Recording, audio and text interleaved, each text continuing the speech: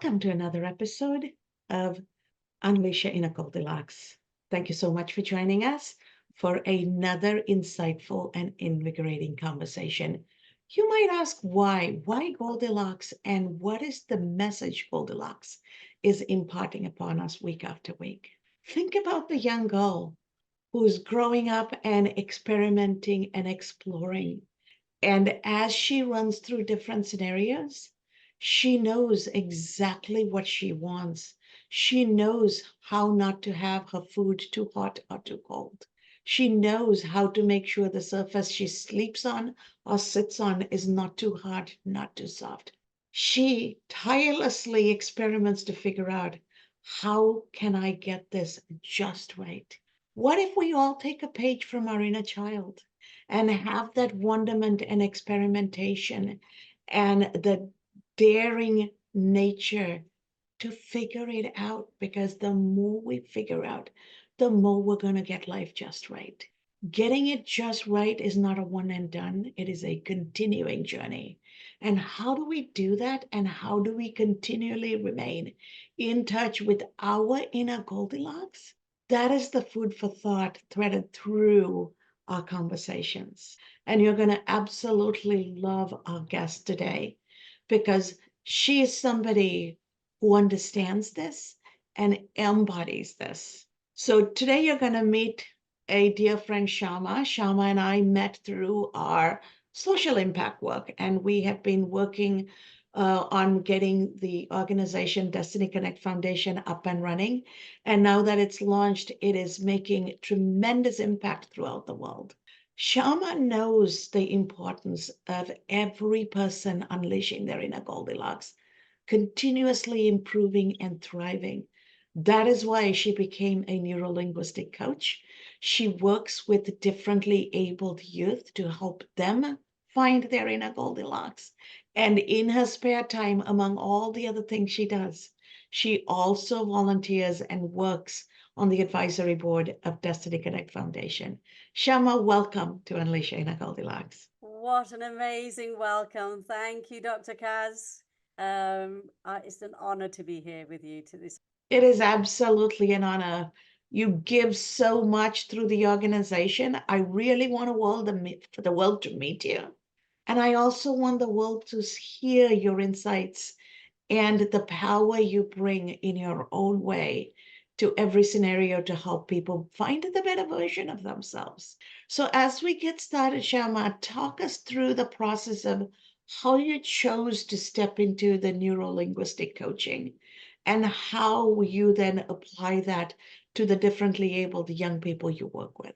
Thank you, Dr. Kaz. I actually entered this world of neurodiversity over 20 years ago when I used to work in a further educational college, and through a couple of promotions, etc., I became the manager of academic learning support. And this was my step into this magical world of meeting people who did not sit at the core of what we call as the norm of society. And this actually really, really ignited my own inner energy, right? To actually listen and help these people, right? Who were not in the mainstream, which honestly, these two triggers of mine, mainstream and normal, who created these areas? This is what my question is to the world.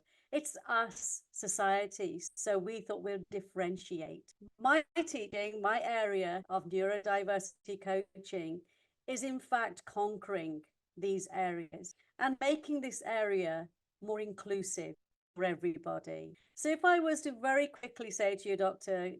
Kaz, and the audience, so what do you think Albert Einstein, Lionel Messi, Tom Cruise, Emma Watts all have in common? Well, they all have uniquely brilliant minds that work differently. The differences we all exhibit means there's nothing abnormal about those with extra differences. In fact, the more we know about the brain and its function, the harder it is to pin down something as normal.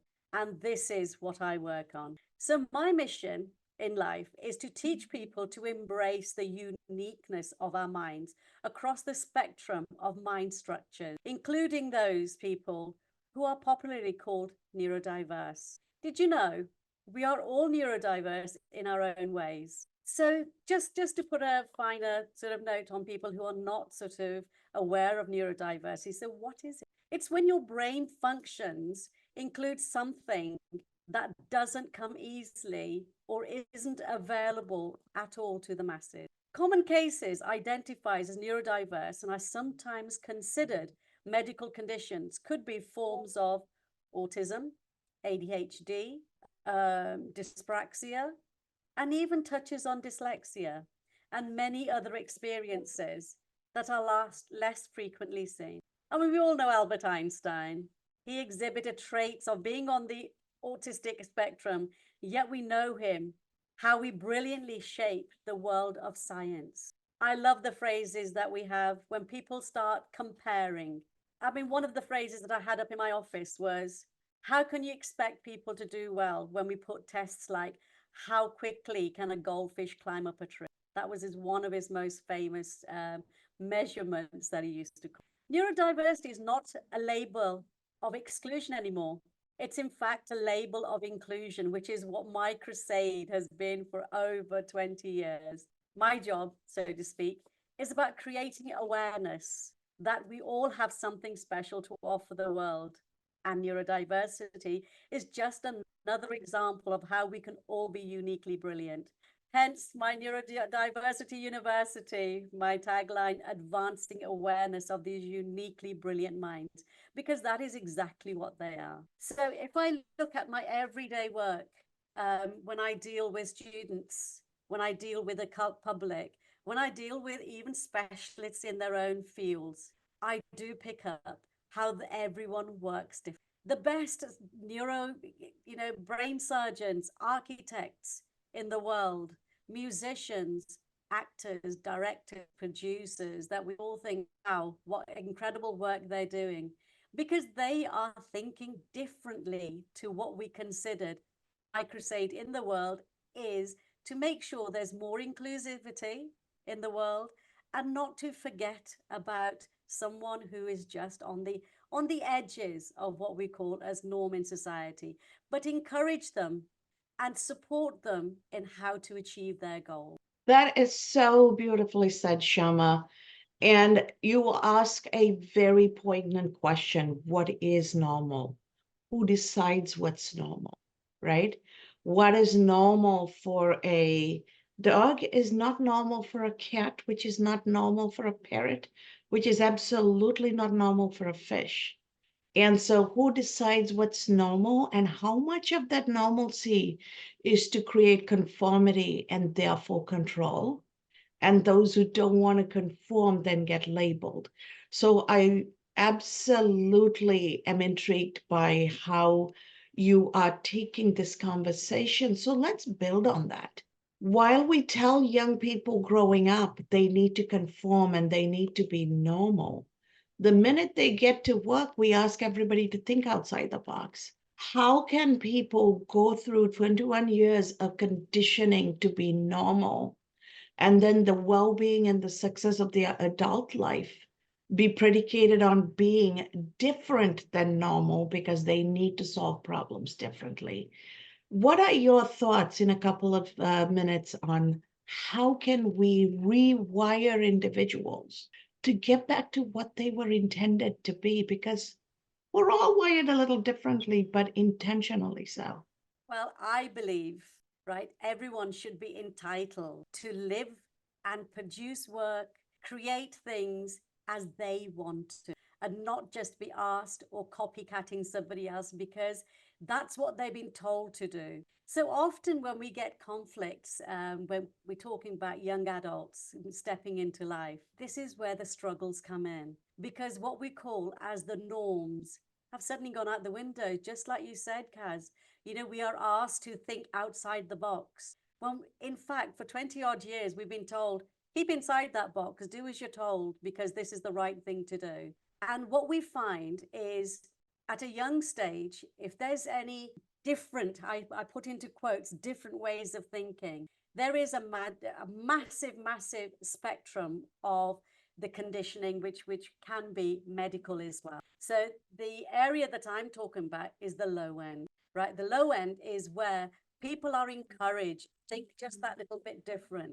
And in fact, teachers now, teachers, employers, and I mean, anyone in the family, they're encouraged to not just say that is wrong, that is different, because that statement alone is opinionated, right? So what may be right, exactly what you said, might be right for a dog, is not right for a cat or a parrot or anybody. This, when people start realizing and get the awareness that what you are saying is okay for you, but not always right for everyone else. So what I find is I still do, give people the opportunity to speak what they think is their truth and what actually ignites their passion.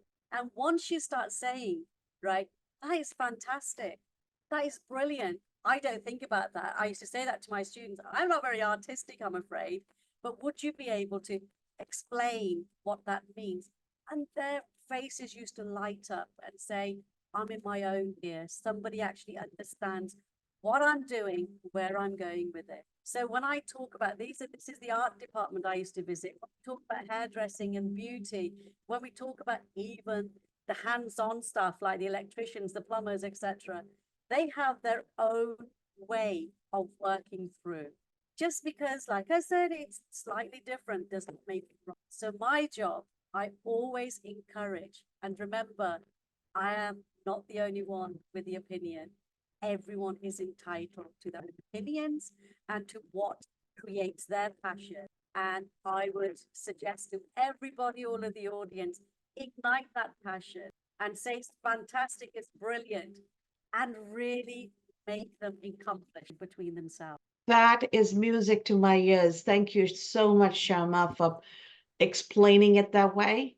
And I would love to pivot a little bit to Destiny Connect Foundation and the work we collaboratively do there. As we launch the mastermind and some of the collaborative learning, connecting, and engaging processes, how do you see that initiative of empowerment, bringing people who are differently abled from different parts of the world, who think different, who speak different languages, who live, love, and pray differently? How do you think it is going to shape the world we live in? Absolutely magnificent, because my background, I used to teach English language. Then I taught English for speakers of other languages, which is for international students. So knowing a number of cultures, knowing a number of abilities when we talk about neurodiversity. When we talk about the 3 C's, these are the 3 fundamentals of human nature, of humankind. Doesn't matter where we are in the world, we want to communicate. We need to connect and we need to collaborate, because that's what life is about. But the way the mastermind and the 3 C's are set up, we don't just consider and think about those 3 topics as, oh, they're just the fundamentals. We take it deeper. So for example, how do we communicate? How do we actually, do we listen? Do we listen to when somebody else is, communication is a 2-way process. It's okay when we're speaking, we like to be heard, but how about turning that around and listen to the other person as well? And these, like I said, they're the fundamentals of communication of the world. In any culture, any corners of the earth, we need to be heard. We need to be respected. And we like to think my voice is important to the world. And by giving empathy, by giving a safe space, this is what the 3 C's actually encourages. When we connect, what is the commonalities that we have? How are we able to communicate that between us? And it's the empathy, it's the sympathy, and it's being able to take on board what the other person is saying. And in saying that, it's actually taught me about self, which I didn't do. I admit it all the time, which I didn't. You're muted, Shama. We lost your audio. Is going. Yeah, we can hear you now. Okay. So just learning to communicate with people the best we can, and remembering all the time it's a 2-way process. With a collaboration, make sure you're both on the same. Thank you. Thank you for that insight, Shama. And I know our audience are familiar with Destiny Connect Foundation because we've featured a lot of the advisory board members and ambassadors through these conversations on Goldilocks. I'm sure they are going to continue to stay engaged and out of curiosity, go and check you out and Destiny Connect Foundation out. So how can people get a hold of you, Shama, if they want to learn more about the neurodiversity approach and maybe even engage you in coaching? I'm available on my website, as you can see. It's Sharma from Sharma Helps You. So it's www.sharmahelpsyou.com. Try to keep it nice and simple. I'm on Facebook and I'm on LinkedIn too. But otherwise, you can find me on Destiny Connect Foundation website as well. And let's come and talk about a beautiful subject. Thank you. Thank you, Shama. I'm going to open this up to our live audience so that anybody who has questions or thoughts can share. So go ahead, Robin, if you have any thoughts or questions. Sure. This is really interesting. You know, it's a fine balance, you know, when you're looking at what is normal versus what isn't and all of that. And what came to mind was back in the day when companies, when disruption was really a big thing, we want to change things up, we want to disrupt things. Someone said, well, let's see, what about the people who come and pick up your garbage? Do we want them to be disrupted? No, we want that very nice and steady, you know, show up every Tuesday morning. And so it is a balance between you know, what is normal, what isn't. But I love what you're talking about, that looking at diversity, looking at things that are different. So the question I have is, when we are faced with something different or someone different, how can we move into wanting to find out more about, well, this is a little different, you know, finding more about it, as opposed to moving into a state of being defensive and judgmental?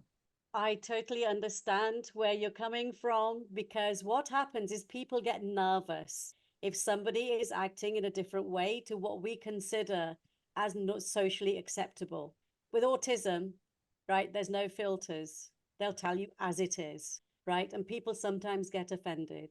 So what I do as part of Sharma Helps You, I give awareness. So when I talk about the advancing awareness of these uniquely brilliant minds, I have been into companies, would you believe, Warwickshire Police Force, and because I am quadlingual, I was able to go into our temples and neurodiversity.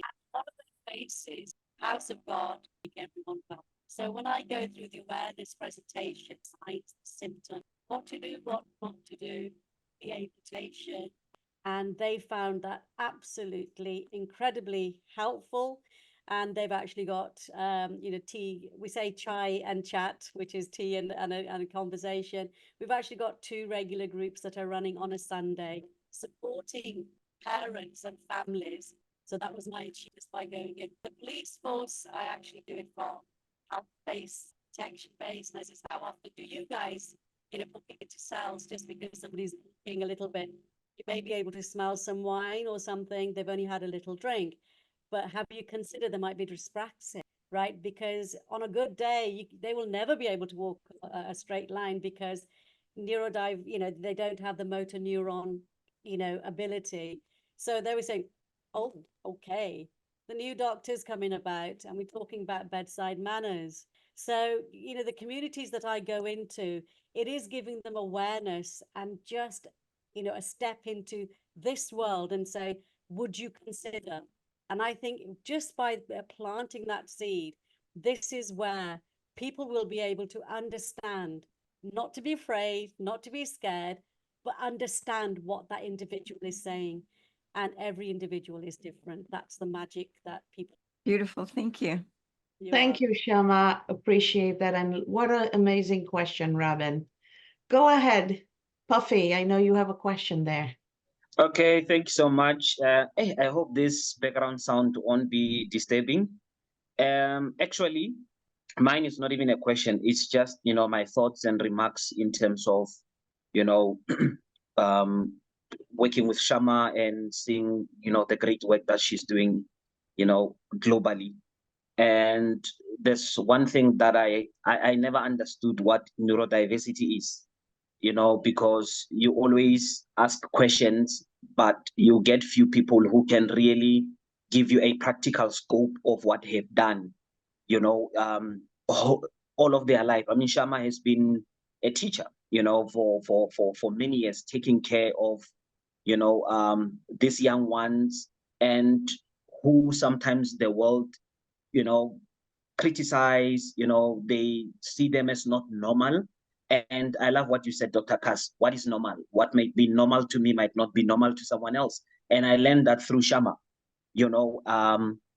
and it really shows the passion, the love, and the empathy that she has towards humanity.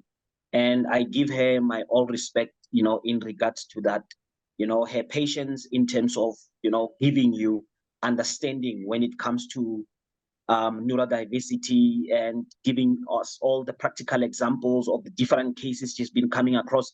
I just enjoy listening to the impact that she has been making in the lives of many, many, many young people who are going through different experiences when it comes to autism or just neurodiversity as a subject. And I remember one day we were attending the 3Cs table, and Shama said something very interesting. She was quite giving a scenario, and she said, the fact that you were taught does not mean you learned. And I started having passion for learning, because I realized that she learned a lot, and she's still learning even now, and she has a lot to impart to all of us, more knowledge and more wisdom that she has, and we are ready to receive from her. And the experience that she has, in dealing with, humankind in all races, all over the world, different cultures, background, religions, a level of understanding. And I really commend you, Shama, for that. And I see that everywhere you have set your foot, a great impact has been done already. And I know that more great work is beginning, as Dr. Kaz was also mentioning, Destiny Connect Foundation. The organization is about, humanity, the love for humanity. And I've seen how Shama's impact has been visible. Everywhere we have done the 3Cs Roundtable Mastermind, her impact has been there, knowledge, wisdom, and I'm really grateful for that. And I'm learning a lot about neurodiversity even now, because there are so many people that I believe we still have to work with, in that particular spectrum. And we are open to that because of how Shama presented it to us. I feel like, what, I know more today, I know more, and there's still more that I need to learn and know, through her patience and, her passion to teach and impart the knowledge that she has. So, Shama, well done. Thank you so much for such contribution, because, the world needs people as you. The world is waiting for you out there. There are so many people who need to be reminded of their worth. One thing that I've really understood when I'm around you is understanding my worth, and really standing for who I am because of, being appreciated by people like yourself. So thank you so much. Well done with the great work you are doing. And thank you so much for teaching me about neurodiversity. And imagine how many people from this particular, interview are going to change their perspective towards, young people or older people who are autistic and other conditions. Imagine how many people are going to change their hearts towards other people, to see them as our brothers and sisters, to see each other as human, and not identify each other and one another through conditions and abnormalities. There's nothing as an abnormal human being. That's one thing you taught me. And we are all normal human beings, and we all deserve the honor and the respect. So I really appreciate that. Thank you. Thank you so much, Puffy. Appreciate your feedback. And Shama, we have absolutely run out of time, but I want to give you a moment. If you had a nugget of wisdom in a single sentence, what would you want to leave our audience with? I would always say to everyone, I am here advancing the awareness of the uniquely brilliant mind. Everyone is an individual, and everyone is important. Everyone deserves to be treated with Thank you. Thank you so much for reminding all of us about that, Shama, because in the end, just like Goldilocks, we each need to figure out what is just right for us. It's not about what's right for you or the next person or the next person. We each have a gift of our life from our Maker, and how we live this life with our unique gifts is truly our contribution to the world. So to our audience out there, you heard Shama talk about the importance of understanding and accepting neurodiversity. We're all wired a little different. So be proud and show up as who you are. Find your passion, find your place of impact. And from that unique place, make your one-of-a-kind contribution. And if you feel somehow that you're not being heard, you're not being supported, you always know where to get a hold of Shama, you know where to get a hold of our community. And together we will figure out a way to help you.